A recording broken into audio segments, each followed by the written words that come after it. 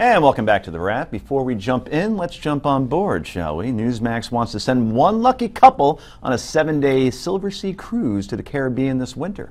Obviously, a luxury cruise on the Silver Wind is a trip of a lifetime. To win, you must enter our sweepstakes, however. Visit newsmax.com/sweepstakes to enter. That's newsmax.com/sweepstakes.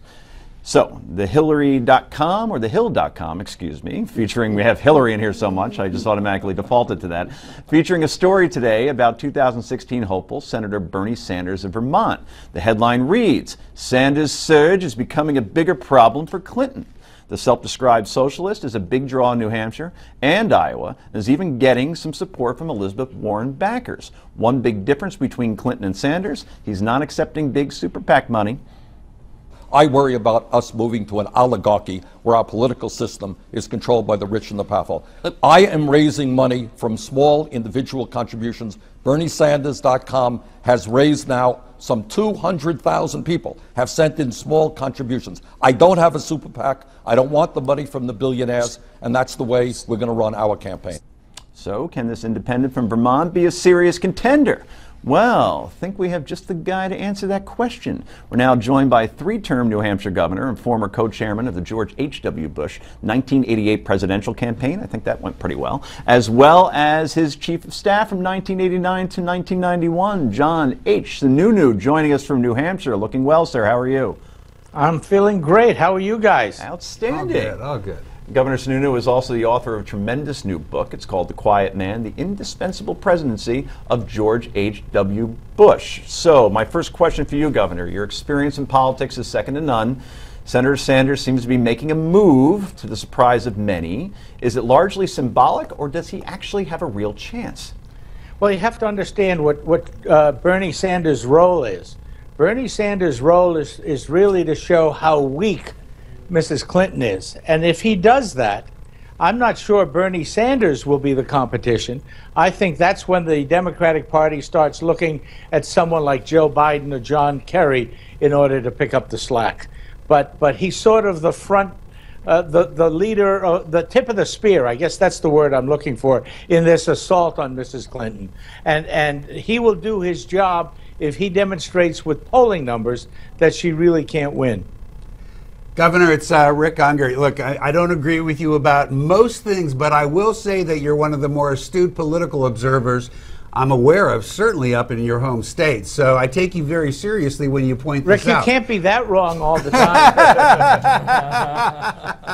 I like you, you know that. So, you know, maybe I am that wrong. But I gotta ask you, how close do you honestly believe that he can get? Yeah, he's putting on a pretty good show right now, but don't you feel as time goes on and the campaign gets serious, we'll see Bernie Sanders fall back substantially?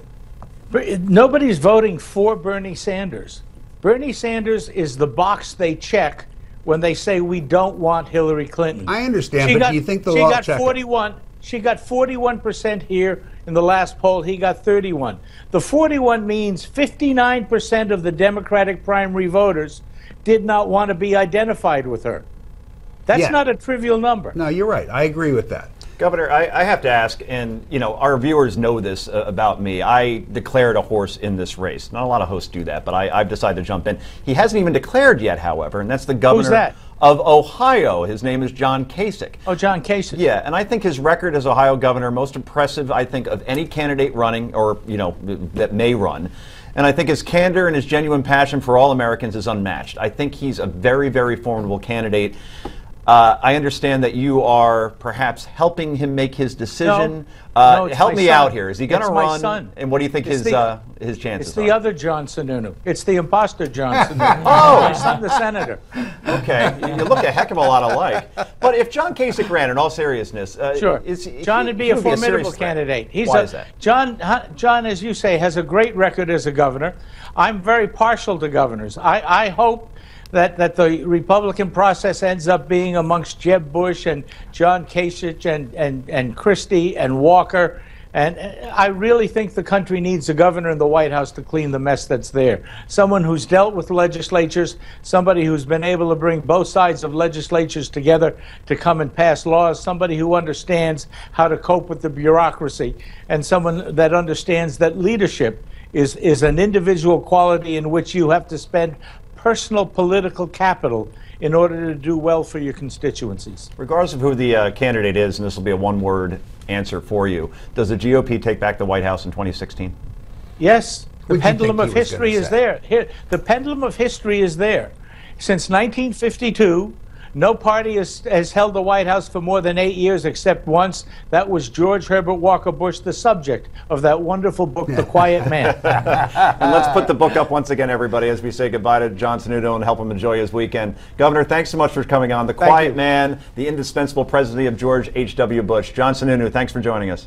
Thanks, guys. And I'll be reading it this weekend. Absolutely. Brian Williams finally sits down to talk about what happened before his suspension. We'll talk about that. Stay tuned.